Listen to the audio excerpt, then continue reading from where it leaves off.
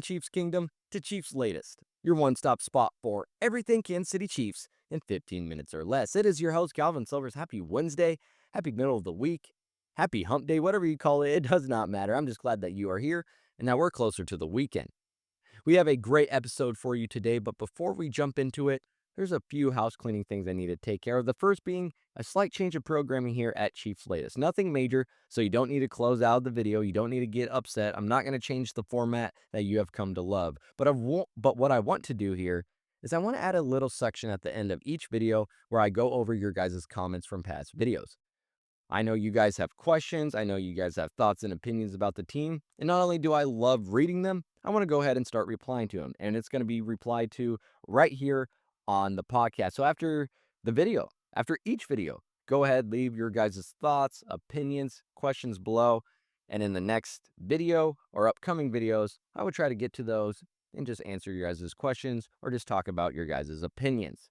Also, I want to thank you guys for over 800 subscribers. It truly means a lot to me. I didn't think that we would get here in such a fast amount of time, but man, it's been fun. I've been glad to keep talking about the Chiefs and build a community with you guys. So let's go ahead. Let's try to shoot for 1,000 subscribers. I believe we can do it by the end of December. So if you haven't already, or if you're new to the channel, go ahead. It's right there. Just takes 5 seconds. Hit that subscribe button and make sure you turn on those notifications because we have daily, that's right, daily videos here at Cheifs Latest Monday through Friday. You're not going to want to miss any of the news, rumors, or actions regarding this Kansas City Chiefs team. So please, again, let's shoot for 1,000 subscribers. Hit that subscribe button, turn on those notifications as it not only helps me in the channel, but it's going to help you stay up to date with everything Kansas City Chiefs. Now I'm going to bring up a name that you probably haven't thought of in months. It might be even a name you forgot about. And that name would be Elijah Mitchell. Remember when the Chiefs brought him in, thought he might be a two-headed monster with Kareem Hunt as they would be the backups to Isaiah Pacheco? Well, that dream, it's dead. It's been long dead, as Mitchell hasn't even snipped the active roster all season. Now look where the Chiefs are. Hunt's back to his short yardage role and doing fine in that, and rookie Brashard Smith is now locking down the RB3 role. He's getting more snaps in the season. There's no future for Mitchell and KC. So what does that do? It opens a door for a trade. So here's the deal. New Orleans Saints running back Kendre Miller tore his ACL in Sunday's loss to the Chicago Bears. This creates a perfect landing spot for Mitchell. Now, Chiefs Kingdom, us fans, we shouldn't expect anything big in return. Maybe a 7th-round pick, but you do get some cap relief from Mitchell's deal when you move him on. But the Chiefs should package Mitchell in a bigger trade. Let's be smart here. Maybe with a draft pick. Then you can go ahead and snag a veteran edge rusher from the Saints roster. We'll get to that here in a second. But sending Mitchell and a pick to replace New Orleans' lost depth, it makes sense for both sides. You give Mitchell a shot to revive his career in a situation that doesn't have a lot of expectations. So if the Chiefs shake up their backfield, it's going to be for a blockbuster addition, not a tweak. But they have come out and reported that they're not even looking at a running back before the deadline. So Pacheco, Hunt, and Smith have all their roles locked. That backfield is quote-unquote good for the season according to the Chiefs. New Orleans, with its tanking season, again, it's a low-pressure spot.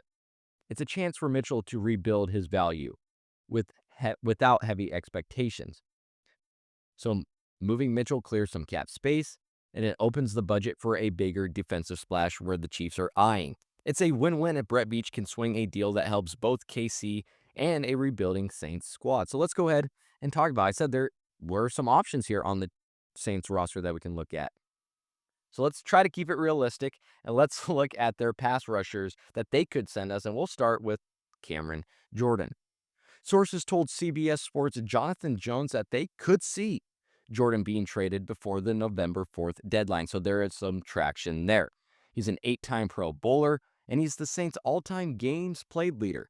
I don't know if you're going to be able to pry him away from New Orleans. He might want to finish out his career there, and I totally get that.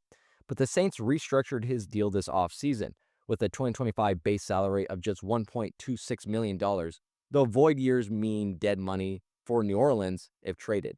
36-year-olds, he's posting 2.5 sacks, 12 hurries, 16 pressures, and 2 quarterback hits this season. He's playing 66% of those defensive snaps. Then there's Carl Granderson. who's drawing interest from teams. He was New Orleans' best D lineman early this season, although you could argue he's cooled off the past couple weeks. Granderson's an edge-setting anchor. He helps contain QBs. He makes consistent run game plays. He leads the Saints with 4.5 sacks this season, 32 sacks in 84 games since his rookie year. He's younger, 29 years old. He does turn 30 next season. His contract has 2 years left with $18 million cap hits in 2026 and 2027, but only $5.44 million guaranteed in 2026 and none in 2027. So he's movable at least. Trading Granderson makes sense for the tanking Saints, as his value could fetch a better return for other pieces. But for KC, his ceiling might not match his price tag, but he is a proven edge. Cameron Jordan's low salary fits KC's $5.5 million cap, but Granderson's edge setting, his sack production, it demands some cap creativity because if you could get him, there might be some potential there. So packing Mitchell with a pick for one of those two seems like the most realistic outcome. But hey, what if the Saints wanted to make a big move? Would they?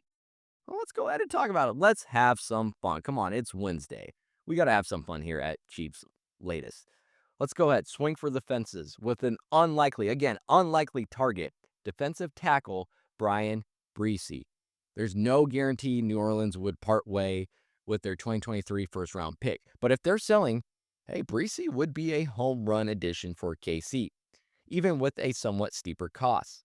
This season, he has 7 solo tackles, 12 assists, 1.5 sacks, 9 defensive stops, 16 pressures, and a forced fumble in 7 games. Bresee is known for his pass rush ability, leading the Saints with 7.5 sacks in 2024 and ranking 3rd in that category as a rookie. His strip of Cam Scatterbo at the Saints' 12-yard line this season against the Giants, it flipped that game's momentum. Here's the catch. His run defense is a glaring weakness. Since 2023, Bresee's been among the worst run defenders on the Saints and in the NFL, if we're going to be honest. But at 24, his youth means that he's still moldable. But his 5th-year option looms, and if his run defense doesn't improve, New Orleans might not pick it up. And there's some frustrations brewing with him. I mean, since he's been with the Saints, 26 losses. And he had that illegal helmet use penalty in Week 3 against Seattle. Hints again that he might be dealing with some frustration struggles. He might want out. His youth, his upside make him a high-risk, high-reward target compared to some veteran options, especially the two that we talked about earlier. But prying Bresee from the Saints, it feels like a long shot. It probably is a long shot. Again, this is probably unlikely.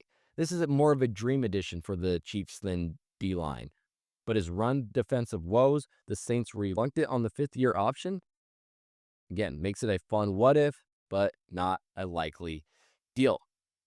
Let's go ahead and just end out the show with another trade talk here. If the Chiefs want some budget help to fill the void left by Omar Norman-Law and his season-ending injury, well, hey, look at a former Chief, Colin Saunders. He could be that perfect low-cost pickup. And his familiarity with the Chiefs system would make him a plug-and-play option. He was drafted by Kansas City back in 2019. Saunders spent 4 seasons here, 38 games, 5 starts, 85 total tackles, 3 tackles for loss, 4.5 sacks, and 10 quarterback hits. After 2 years with the Saints, he's now with the Jacksonville Jaguars, but has barely seen the field with them. He's played just 12 snaps in 1 game this season with 2 assisted tackles. A future 7th-round pick or even a late-round swap could seal the deal, especially since the Jags have kept him inactive in most games. Saunders, built like a classic nose tackle, brings some freakish athleticism for his size, grading higher as a pass rusher than a run stopper in most seasons. He can push the pocket. He adds the pressure. This is what KC needs right now. Omar Norman-Law, he averaged 14.4 snaps per game in his 5 games that he played. Saunders could easily slide right into that role, splitting reps with his proven ability to handle regular snaps. A cheap addition like this frees up cap space as well, frees up some draft capital for another move, maybe at defensive end, like we've been talking.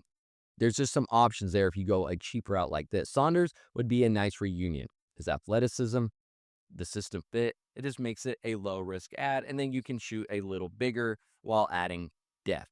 Well, that is all that I have for you guys on this lovely Wednesday. As I mentioned, please go ahead, leave your thoughts, opinions, comments, what questions, whatever it may be about this team, leave them down below. I'll start trying to reply to them live here on Cheifs Latest. And if you haven't already, after my spiel, I know I'm not trying to sound like a broken record, but it truly means a lot that you guys have helped me get over 800 subscribers. Let's go ahead, reach for that 1,000. So if you haven't already, please hit that subscribe button and turn on those notifications.